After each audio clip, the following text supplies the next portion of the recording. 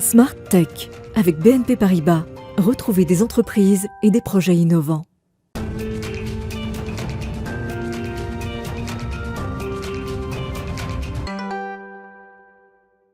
Bonjour à tous et bienvenue dans une nouvelle semaine de Smart Tech que vous regardez dès 11h le matin en direct sur la chaîne Bismart. C'est l'émission qui est dédiée au monde de l'innovation et au numérique. On va commencer par les crypto-monnaies. Alors, sujet que l'on peut penser est parfois compliqué. Eh bien justement, l'objectif est d'en faire un sujet très simple. Les crypto-monnaies, la blockchain, expliqué simplement, c'est le défi que doit relever mon premier invité, Daniel Ishbia, dans la séquence interview. Et puis le cœur de cette émission sera dédié à la COP26. On va s'intéresser là au volet de la sobriété numérique. Qu'en est-il des enjeux de la prise en compte de l'urgence, de nos capacités à agir? On aura deux experts en plateau. Et puis on retrouvera notre rendez-vous avec l'alerte cyber pour rester toujours en éveil sur ce qui se passe dans l'univers du cybercrime. Et on conclura par une séquence, la séquence Ils font demain. On observera comment une start-up travaille à un futur robot assistant qui pourra être placé dans les blocs opératoires. Mais tout de suite, donc place à l'interview.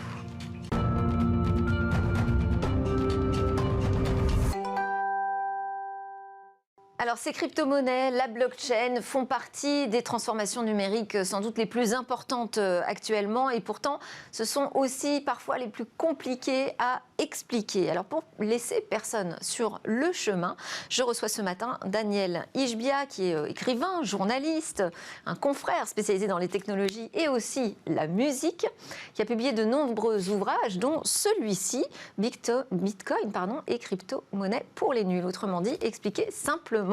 Et donc, c'est ce qu'on va essayer de faire aussi ensemble ce matin, Daniel Ishbia. Ce livre, je ne l'ai pas précisé, vous l'avez coécrit avec Jean-Martial Lefranc. Tout à fait. Alors, ce n'est pas la première édition, déjà, il faut le préciser. Non. C'est une mise à jour. Une mise à jour intégrale, parce qu'en 3 ans, ça a été un bouleversement hallucinant. C'est ça, il faut pratiquement réécrire tout à chaque fois dans ce domaine. Oui. Un peu comme les débuts du web. Si on avait un livre en 97 et un livre en 94, c'était plus le même livre, quoi. Bon, alors ce qui reste quand même la même chose, c'est les définitions. Oui. On peut commencer par, c'est quoi une crypto-monnaie? Grosso modo, la grande révolution, c'est que ce sont des monnaies indépendantes des banques et des États, ce qui est une révolution de civilisation. Donc c'est une monnaie virtuelle? Oui.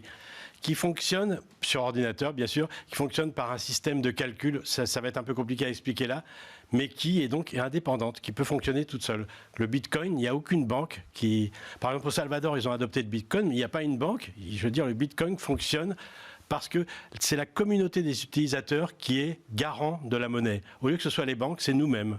C'est toi, ce sont d'autres gens, c'est moi. Enfin, tous les gens qui ont des Bitcoins ont la même blockchain, c'est-à-dire le registre comptable. Si je te donne 100 €, on peut se tutoyer. Bien sûr, vas-y. Je donne 100 €, ce sera marqué Delphine, Ishbia, il y aura mon code, et puis il y aura ce qu'on a échangé. Il y aura aussi un lien vers la dernière transaction qu'il y a eu avant, et tous les gens dans le monde qui ont des bitcoins auront une copie de cette blockchain, de toutes les transactions qu'il y a eu depuis le début. Ce qui est bien et pas bien, parce qu'on a vu que ça pouvait... Au bout d'un moment, la blockchain, maintenant, elle fait 350 gigaoctets, et dans quelques années, elle fera 1 teraoctet. Tout n'a pas été pensé avec perfection, mais bon, c'est un petit peu comme le web au début, quand on avait les vidéos. Alors parce que tu cites le Bitcoin, parce que finalement le Bitcoin, c'est la première crypto-monnaie. Tout à fait. Et son inventeur a longtemps été un mystère, d'ailleurs. Complètement, il l'est toujours. Maintenant, on pense même que c'est 5 personnes qui se seraient réunies sous un pseudonyme. Ok, alors on parle de qui? On parle de Satoshi Nakamoto, mais ça peut paraître bizarre, mais la grande révolution est arrivée 4 ans plus tard avec un Russe qui s'appelle Vitalik Buterin, qui lui a rendu l'argent programmable. Et la vraie révolution, elle est là, l'argent programmable. Qu'est-ce que ça veut dire, l'argent programmable? Ça veut dire qu'on peut créer des applications monétaires. On peut, par exemple, on pourrait dire un pari sportif. Si le Paris Saint-Germain ou l'OM remporte, on est payé immédiatement. Ou s'il y a un accident de voiture, l'assurance rembourse immédiatement parce que ça a été programmé. Et ça enlève tous les intermédiaires. Et puis ça libère les possibilités de l'argent. Je donne 2-3 exemples. On peut acheter par exemple un bout de panneau solaire en Afrique du Sud. On peut acheter une fraction d'appartement à louer en Amérique. Et puis on touchera une fraction de loyer en fonction de ça. L'argent devient complètement libéré dans ce modèle. Alors, autre définition importante, je pense, si on veut comprendre comment ça fonctionne, c'est le minage et les mineurs. Les mineurs, ce sont les gens qui vérifient toutes les transactions. Donc c'est l'équivalent de qui frappe la monnaie. Hein. Exactement. Ce sont des gens qui, sur leur ordinateur, font d'énormes calculs jusqu'à trouver, parce que la blockchain, donc la transaction, quand je vous donne 100 euros, je te donne 100 euros, elle est validée par un calcul avant d'être ajoutée à la blockchain. Et c'est le premier mineur donc, qui trouve ce calcul, qui a des récompenses en Bitcoin, quoi. Ok. Il y a plusieurs crypto-monnaies. Donc, on a cité Bitcoin. Il y en a une autre qui est très connue, c'est Ethereum. Tout à fait. Il y en a plein finalement aujourd'hui sur le marché. Comment est-ce qu'on fait la différence entre ces crypto-monnaies ? Dans le livre, je donne une checklist et moi, je recommande tous les débutants à suivre cette checklist. Si on vous parle d'une monnaie, moi je peux dire en 2 minutes si c'est une arnaque ou pas. Bon, je peux me tromper, peut-être qu'il y aura un jour un truc énorme qui aura échappé à ma checklist. Le tips, Daniel, Pardon ? Le tips, pour savoir si c'est une arnaque ou pas. J'ai toute une checklist, entre autres je recommande un site où il y a des avis d'utilisateurs. C'est vrai que du coup, si vous prenez ma checklist, bon, vous ne pourrez pas prendre énormément de risques. Vous pourrez peut-être rater un jour l'offre mirobolante, mais qui était, je sais pas, tellement un peu comme le casino, quoi. Bon, moi, je pense pas que je peux pas recommander dans un livre comme ça de faire du casino, mais on peut investir tranquillement avec les crypto-monnaies. Et puis, si votre but est d'investir, hein. Moi, je sais pas, moi, je perds, je gagne. Enfin, je sais pas, c'est amusant. On est en train de tester une technologie quelque part. Et puis surtout, c'est un mécanisme libérateur pour les civilisations. Je crois dans 10 ans, on se rendra compte de ce qui s'est passé. Je veux dire, il y aura plus les crises bancaires comme il y a eu pour Lehman Brothers, etc. Si on s'appuie sur des monnaies, sur des crypto-monnaies, il y aura toujours les banques. Mais il y aura un système à côté qui sera un petit peu comme le web et puis les journaux classiques. Donc une vraie révolution du système monétaire. Avec, dans ce livre, moi, ce qui m'a frappé, c'est un optimisme sur cette technologie, puisque vous écrivez tous les deux, les gouvernements ne tueront pas les crypto-monnaies. Pourtant, on a vu pour l'instant des gouvernements assez puissants et fermes tout à fait. Vis-à-vis des cryptos. Ben, on pourra tuer, je veux dire, un gouvernement totalitaire peut interdire tout ce qu'il veut, ça c'est sûr. Mais dans les démocraties, on ne pourra pas couper les crypto-monnaies. Mais c'est sûr qu'en Chine, c'est même pire. Je veux dire, peut-être demain, la crypto-monnaie officielle d'État sera utilisée pour contrôler les gens, puisque comme l'argent est programmable, si vous vous comportez mal, on pourra dire pendant 2 semaines, vous n'avez pas accès à un porte-monnaie. Et oui, c'est toujours ce débat de la technologie. De toute façon, on ne peut pas l'empêcher, mais qui peut être utilisé à des fins plus ou moins libératrices. Bien sûr. Autre chose d'ailleurs qui m'a frappée, parce que aujourd'hui les crypto-monnaies c'est surtout de l'investissement, de la spéculation, il est temps que peut-être on peut se faire de l'argent. Oui. Et alors tu dis n'investissez dans les crypto-monnaies que l'argent que vous êtes prêt à perdre. Mais oui, je veux dire bon, ça dépend. Il y a des gens, si vous voulez faire jouer aux traders, ça vous regarde. Il faudra passer toute la journée devant un ordinateur pour guetter.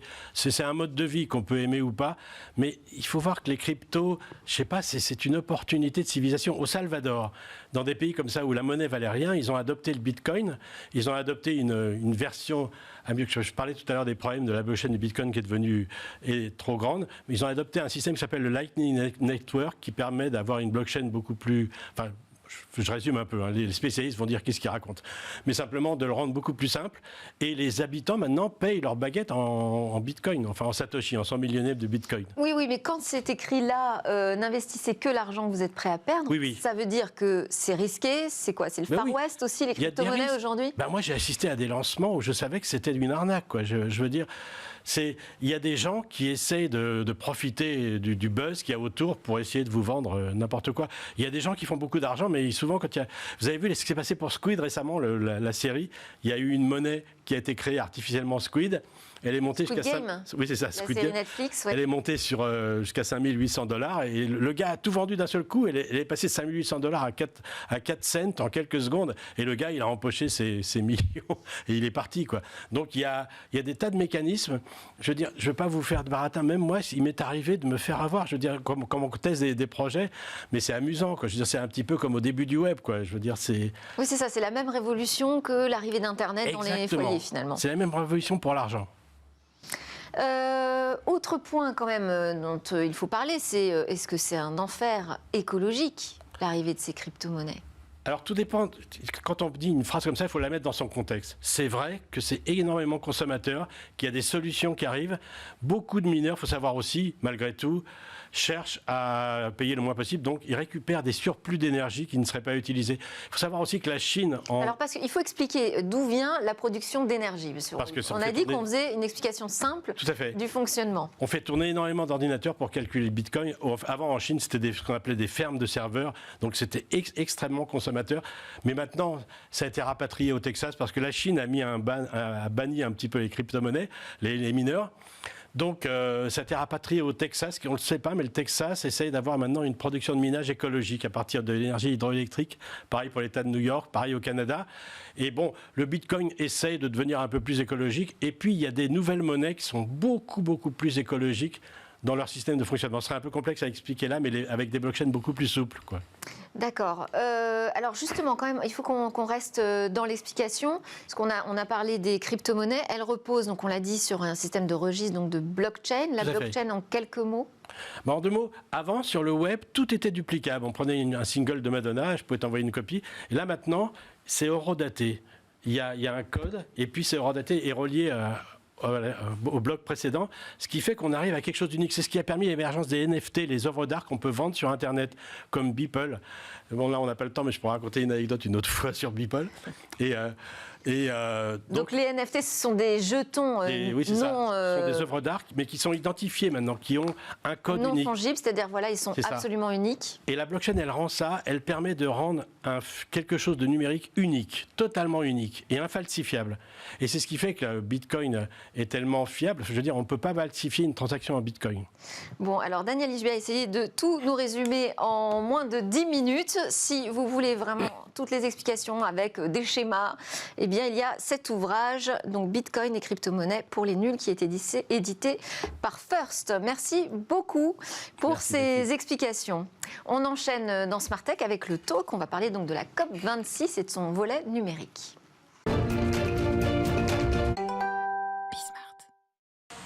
Alors, mes invités prennent place. Bonjour, on va parler ensemble de cette actualité, la COP26 et le Green IT. On est en plein dans les négociations en ce moment entre les États, donc c'est le moment plus que jamais de s'interroger sur les urgences qui concernent l'activité numérique. L'impact des technologies est-il suffisamment pris en compte? Est-ce qu'on sait aujourd'hui le quantifier? Quelles sont les transformations aussi pratiques qu'on pourrait appliquer rapidement pour un numérique qui serait plus éco-responsable? Voilà les problématiques qu'on va aborder avec Clément David, qui est cofondateur de Paddock, une entreprise spécialisée dans le cloud. Vous interviendrez le 1er décembre au Green Tech Forum à Paris-La Défense sur le thème justement les clés d'une infrastructure numérique sobre. Et à côté de vous, Lorraine de Montenay, consultante indépendante, bonjour, membre de greenIT.fr, qui est un collectif d'experts sur les impacts environnementaux du numérique en France, assez pionnier, je dirais, sur la question et à l'origine de démarches comme justement la sobriété numérique. Alors on va commencer ensemble, Lorraine de Montenay. Est-ce qu'on sait, c'est une question en tout cas que je pose depuis plusieurs semaines, est-ce qu'on va réussir enfin un jour à quantifier véritablement ces impacts environnementaux du numérique ? Alors oui, on peut quantifier ces impacts. Il manque sur certains sujets précis des informations de la part de contributeurs qui ne donnent pas forcément les informations pour quantifier les impacts dans leurs infrastructures. Mais globalement, on sait dire pour un serveur, on sait dire pour un téléphone portable, pour n'importe quel outil numérique. Quel est l'impact de cet outil? Avec un référentiel commun, international?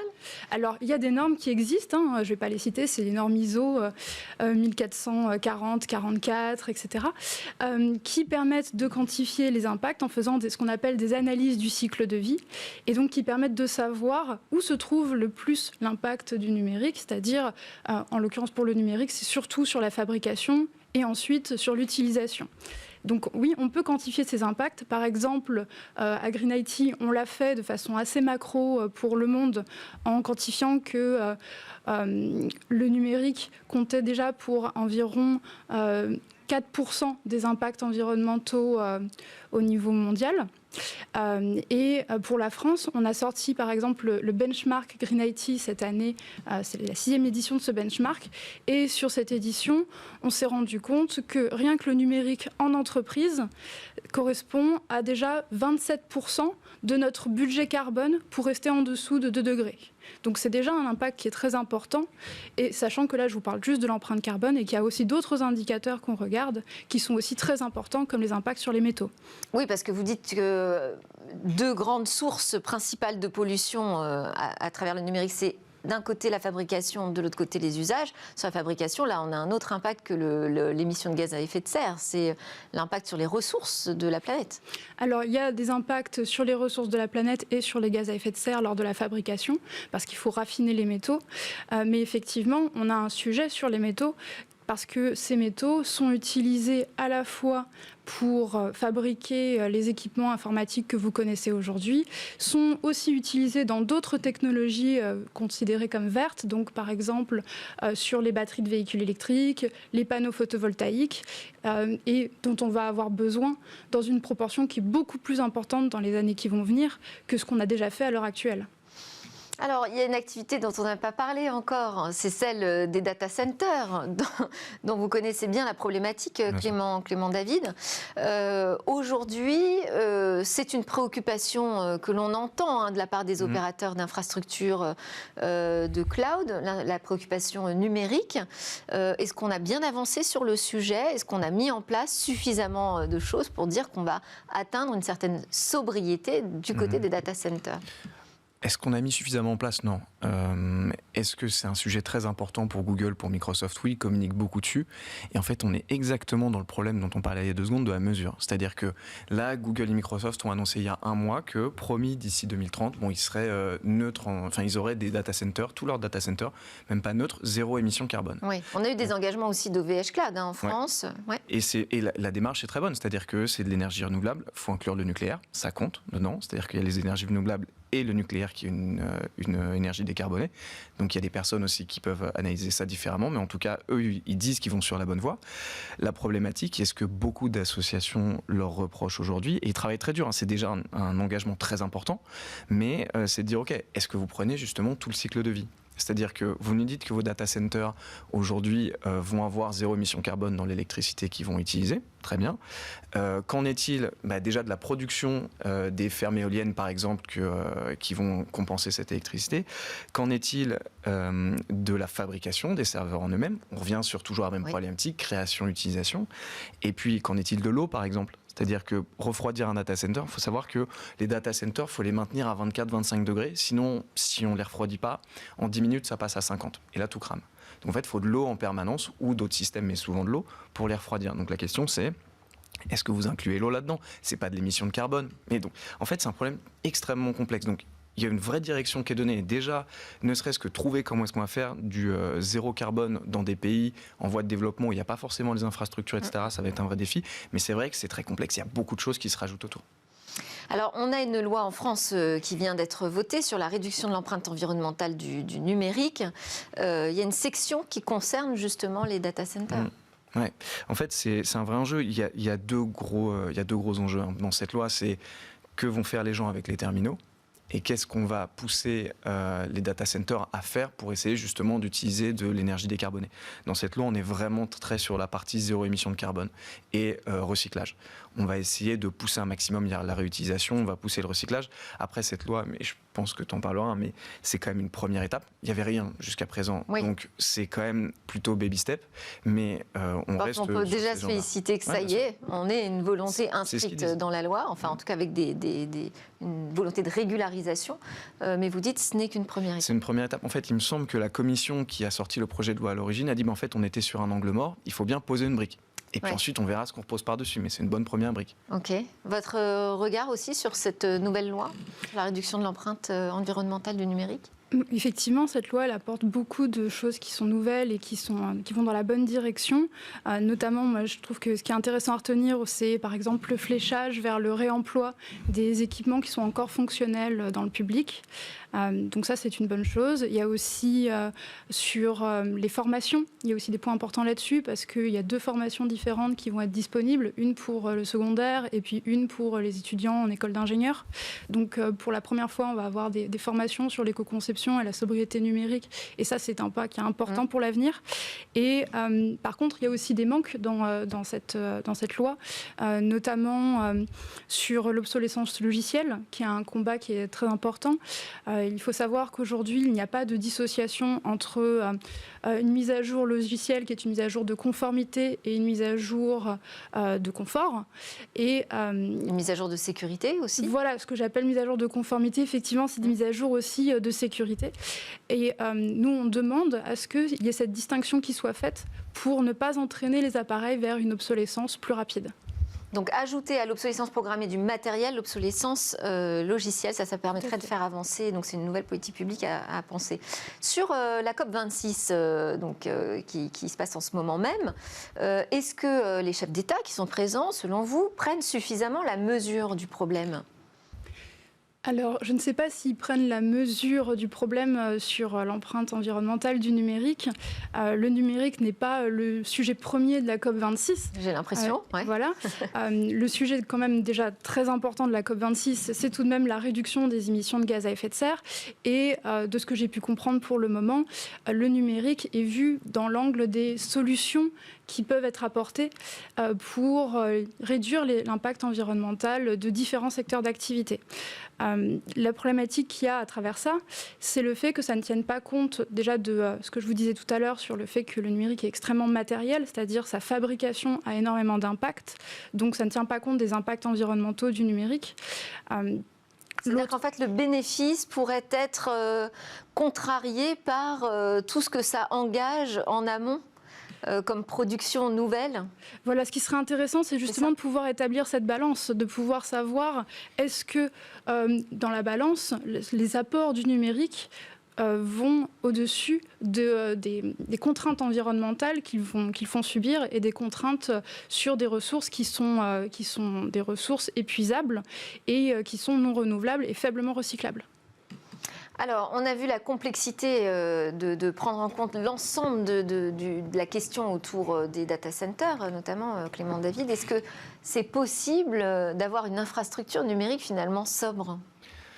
En fait, il y a plusieurs problématiques. La première, c'est... À partir du moment où on crée, où on consomme, est-ce qu'on peut être sobre ? C'est un peu le problème. La question, c'est déjà qui a la responsabilité de quoi ? C'est-à-dire que moi, par exemple, si je suis Google ou Microsoft, parce que je ne suis pas, mais en tant que cloud provider, la question, c'est est-ce que je fournis des outils qui permettent d'optimiser les données de la manière dont on les stocke, dont on les transfère, dont on les consomme, etc., pour qu'après, les gens qui utilisent mes services, les entreprises, puissent au mieux limiter la consommation de données. Bon, c'est un premier truc. Moi, j'ai des clients, par exemple, qui me demandent d'automatiser le fait qu'on éteigne les serveurs la nuit, comme ça, en tout cas, pas la prod, mais la pré-production, donc là où les développeurs codent, etc., comme ça, quand personne les utilise, on économise de l'énergie.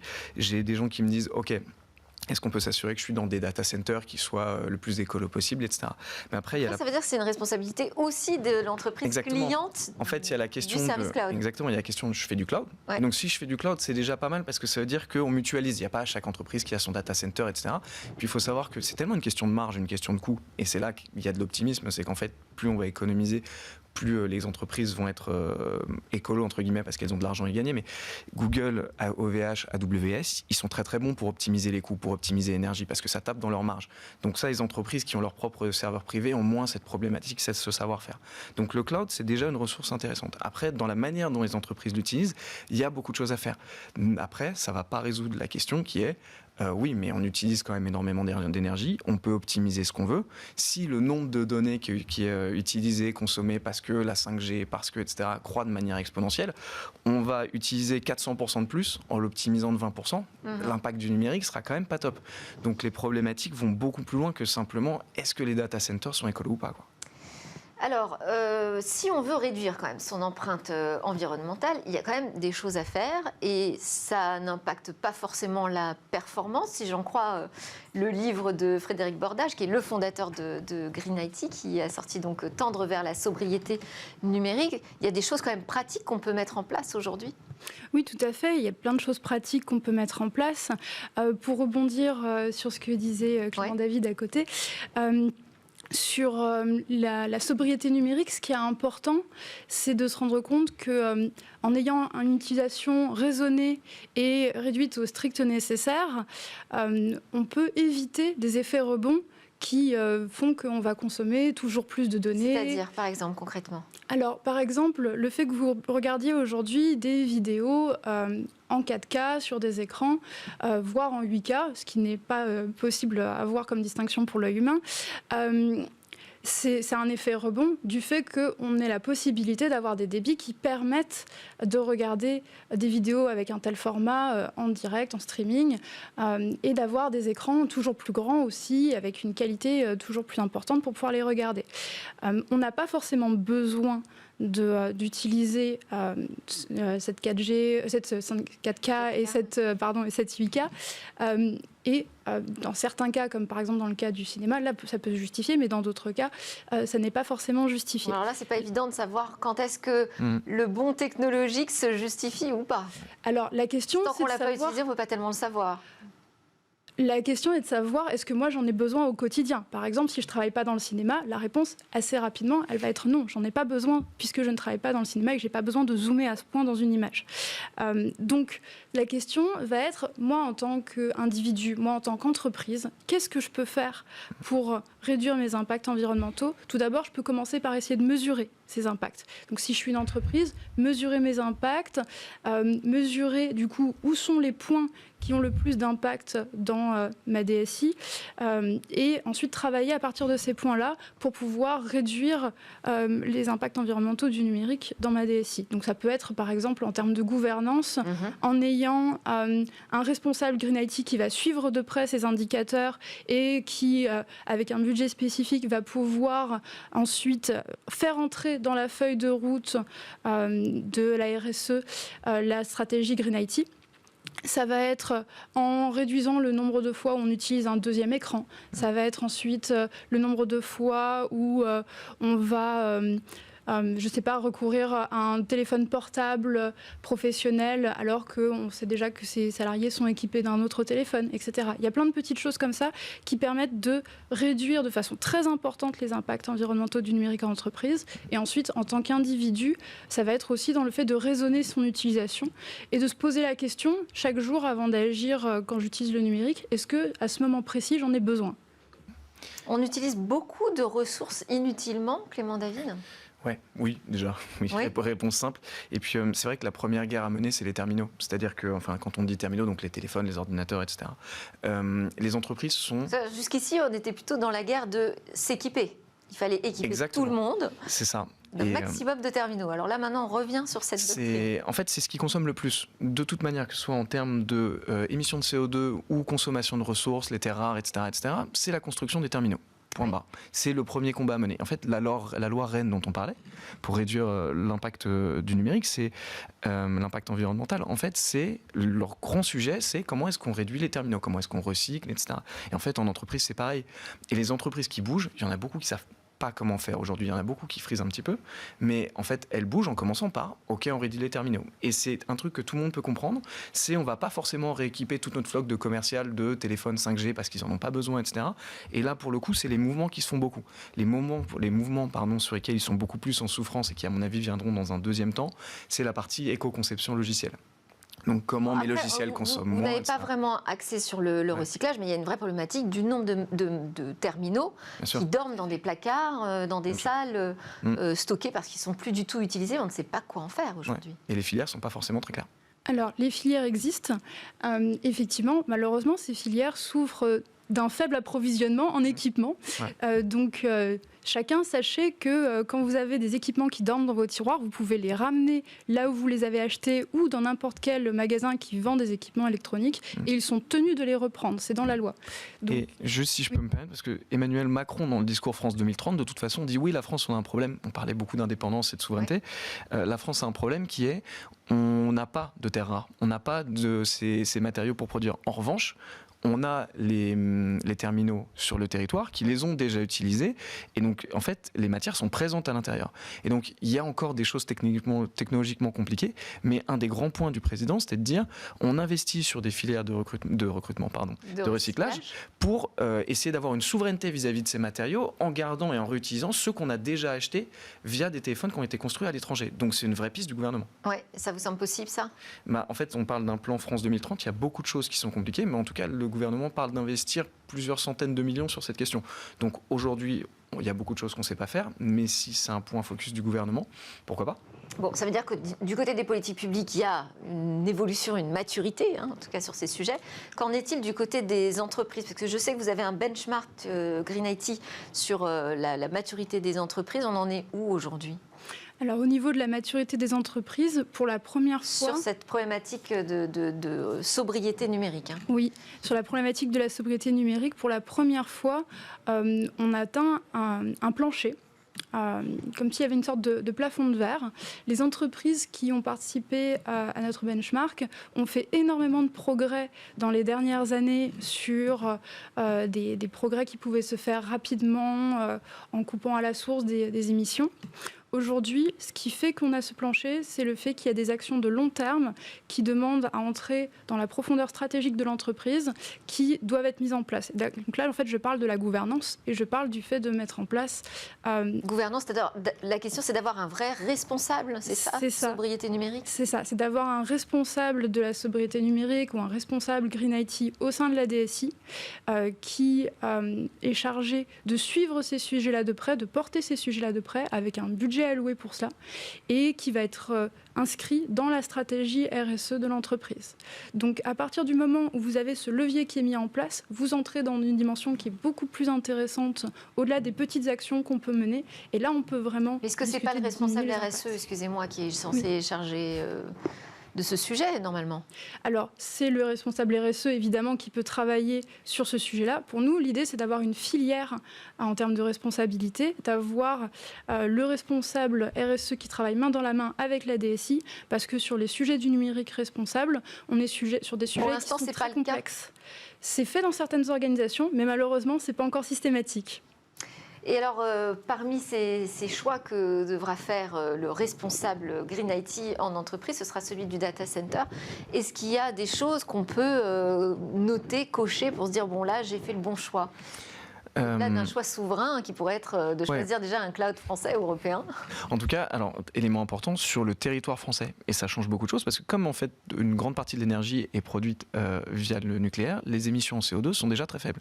Et par rapport au taux d'émissions des data centers allemands, on est quand même dans deux mondes radicalement différents. Le nucléaire pose d'autres problèmes, mais c'est déjà un vrai truc. Et par exemple, Google en France a pas encore, ils les auront en 2022, c'est le dernier gros cloud provider à pas avoir de data center en France. Première chose. Et après, il y a plusieurs choses qu'on peut faire. Par exemple, on peut faire tourner tous les tests, tout ce qui est test, etc., la nuit. Comme ça, en fait, la nuit, comme il y a moins de concurrence, l'électricité coûte moins cher, elle est moins carbonée, etc. Donc, ça peut permettre d'économiser. Il y a beaucoup de petites choses qu'on peut faire comme ça. Après, comme je vous le disais, la question de comment les entreprises ont déjà tellement souffert pour passer à des équipes tech performantes, qui arrivent à délivrer, qui sont focus sur les DSI. Aujourd'hui, c'est un poste. Moi, pour rien au monde, je veux être DSI. C'est les premiers mecs qui sautent quand il y a un problème sur un projet numérique, etc. Leur vie est dure. C'est vrai qu'on fait rentrer un nouveau paramètre. Ils ont à peine absorbé le côté on peut délivrer des produits tech, que maintenant il faut des produits tech responsables. C'est là où je te rejoins, c'est qu'il faut des gens formés à ça, parce que le DSI, lui, alors, son sujet... Ça veut dire qu'il faut avoir les compétences et donc passer par la formation, ce qui est en train d'être enclenché. Merci beaucoup à tous les deux. On pourrait continuer sans fin sur ce sujet, mais on le traite à plusieurs reprises dans Smart Tech, donc vous serez réinvités. Merci Lorraine de Montenay, consultante, membre de greenIT.fr, et Clément David, fondateur de Paddock. Allez, on part en pause et juste après, on va parler du monde du cybercrime.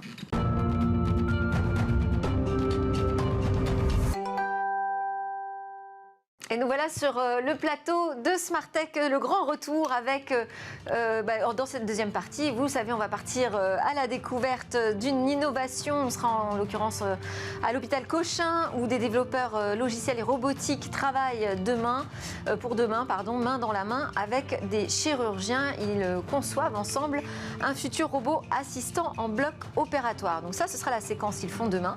D'abord, c'est l'heure de notre rendez-vous, l'alerte cyber avec Damien Bancal, cyberchercheur, fondateur de Zatast.com. Bonjour Damien.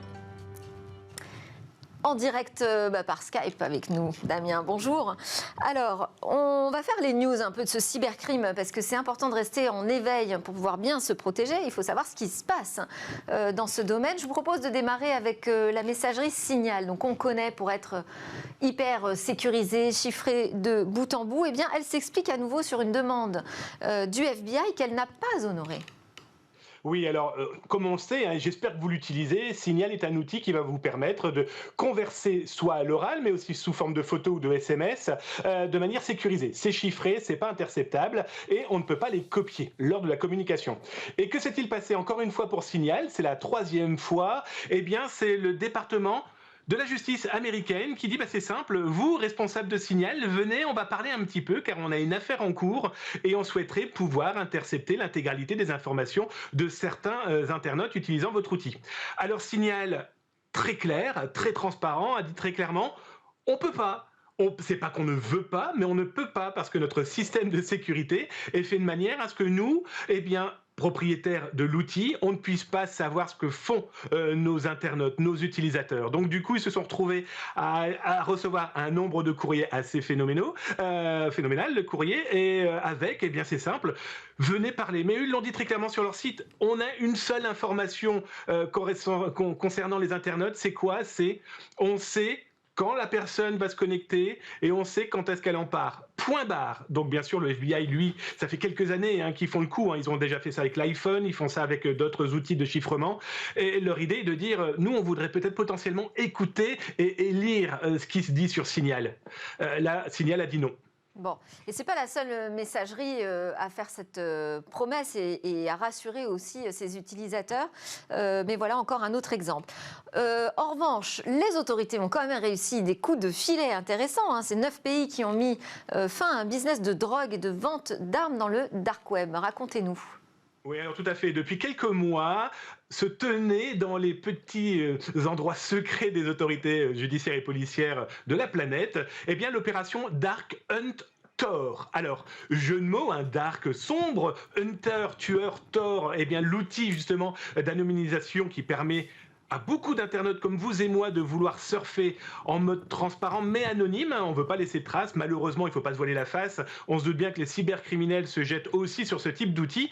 Et donc, du coup, les autorités tentent de stopper ces black markets. C'est quoi? Ce sont des boutiques, et on en montre souvent, qui sont dédiées à la vente de drogue, à la vente d'armes. Et justement, cette opération policière, c'est quand même 150 personnes arrêtées, c'est plusieurs millions de dollars saisis en liquide, en voiture, en immobilier, mais aussi en crypto-monnaie, que les cyber-policiers ont réussi à stopper.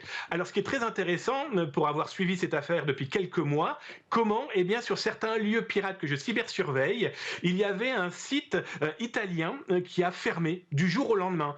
On était au mois de janvier 2021. Et déjà, les pirates informatiques disaient « ça sent pas bon, c'est très bizarre. Ça ferme du jour au lendemain, on peut pas récupérer notre argent. Il doit certainement y avoir une opération policière. » 6 mois plus tard, on voit qu'effectivement, il y a eu une opération policière. Le veilleur Zataz rôde et surveille ce monde du cybercrime. On termine avec justement quelque chose que vous avez repéré, ce sont plusieurs diffusions malveillantes de bases de données pour des joueurs de poker en ligne. Oui, alors comme vous le savez, on en parle assez souvent, les pirates informatiques s'intéressent à toutes les données, pas que vos données bancaires, non, vraiment tout. Vous êtes, nous, utilisateurs, vous et moi, utilisateurs des internets, nous avons énormément d'informations que les pirates informatiques vont vouloir voler parce que ça se revend. Et là, j'ai repéré la semaine dernière une vente assez particulière parce que le pirate informatique ne s'intéresse qu'au casino en ligne et si possible impactant des joueurs de poker. Alors l'intérêt de ce pirate, c'est d'avoir les identités, les mails, et donc il va pouvoir vendre ça à d'autres malveillants qui vont pouvoir diffuser des phishing, peut-être pourquoi pas des ransomware, hein, vous savez ces fameux logiciels qui chiffrent, mais c'est aussi potentiellement infiltrer les informations que le propriétaire du compte vendu, donc je ne sais pas, sur n'importe quel casino, il a donné son adresse physique, son numéro de téléphone, donc ce sont des informations que le pirate va pouvoir aussi collecter pour faire des attaques par rebond. Donc prudence, parce que les pirates informatiques aujourd'hui s'intéressent à tous les corps de métier, toutes les passions, donc nous tous. Donc restons en alerte avec l'alerte cyber. Merci beaucoup Damien Bancal, cyberchercheur, fondateur de Zatas.com. À suivre dans Smart Tech, je vous l'ai promis, c'est le focus sur une innovation. On va parler d'un robot qui arrive dans les blocs opératoires. Alors, dans cette séquence qui est dédiée à ceux qui font demain, je vous propose de découvrir une jeune entreprise technologique française. Elle travaille main dans la main avec des chirurgiens. Ensemble, ils conçoivent un robot assistant qui pourrait être installé dans les blocs opératoires. Ça se passe dans le domaine de la chirurgie orthopédique. C'est un reportage proposé par Cécilia Sévry et Cosella Bouèche à l'hôpital Cochin.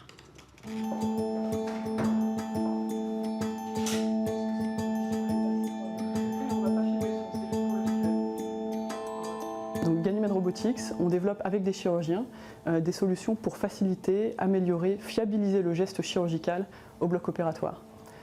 On travaille en chirurgie orthopédique, c'est-à-dire la chirurgie des os et des articulations, pour fabriquer les outils du futur dont ils ont besoin pour mieux soigner les patients. On s'appuie sur l'expertise de chirurgiens très renommés avec lesquels on travaille pour développer les outils dont ils ont vraiment besoin, qu'ils vont vraiment utiliser, avec l'objectif de devenir un standard dans tous les blocs du monde. C'est-à-dire de développer un outil qui ne soit pas un gadget, mais vraiment ce dont ils ont besoin pour mieux soigner les patients de manière plus efficace et plus fiable. On développe une plateforme de robotique collaborative, mais aussi du logiciel à base d'IA. On ne peut pas montrer la partie robotique à cause d'un certain nombre de brevets en cours d'études. En revanche, on peut montrer à quoi sert la partie logicielle et intelligence artificielle que nous développons. Et c'est ce que font Marion et Nicolas. Nous avons développé des algorithmes de IA qui permettent à notre plateforme robotique collaborative de se localiser par rapport à l'anatomie du patient. Vous voyez ici du code de la cinématique de notre système qui permettent à notre robot de guider le geste du chirurgien et fiabiliser la précision de son geste. Pour une chirurgie du genou, on cherche à placer de manière précise une prothèse sur les extrémités de l'articulation du patient. Ça consiste à réaliser des coupes précises qu'on voit ici, sur le tibia et sur le fémur. Au moment de la coupe, c'est de la comanipulation. Le chirurgien tient le moteur chirurgical qui est placé de manière précise pour effectuer la coupe. Et quand on a fini les coupes, on peut placer de manière précise un implant et garantir le succès de l'opération.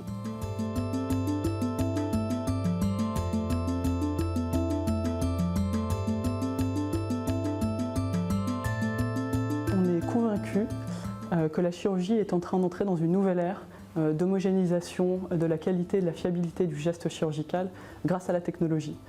Et c'est vraiment notre ambition, au-delà du genou par lequel on commence, d'étendre notre plateforme technologique à une multitude d'applications en chirurgie orthopédique. Dans ce but, on construit dès aujourd'hui, avec des chirurgiens, les outils du futur qui permettront à chaque chirurgien d'avoir le geste parfait pour chaque patient, adapté à son anatomie spécifique. Jusqu'à présent, on est en phase de développement et on ne peut pas tout montrer à cause de contraintes de confidentialité liées à la propriété intellectuelle.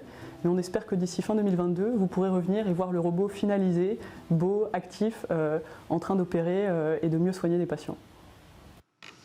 Et oui, on ne peut pas tout dire. C'est passionnant de rentrer dans les coulisses des startups qui préparent le monde de demain.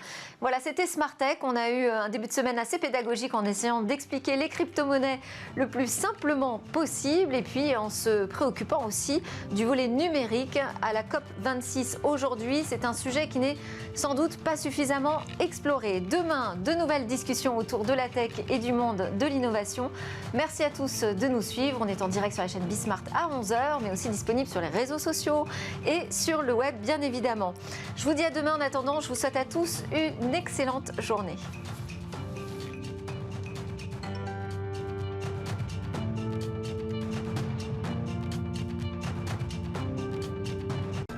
Smart Tech avec BNP Paribas.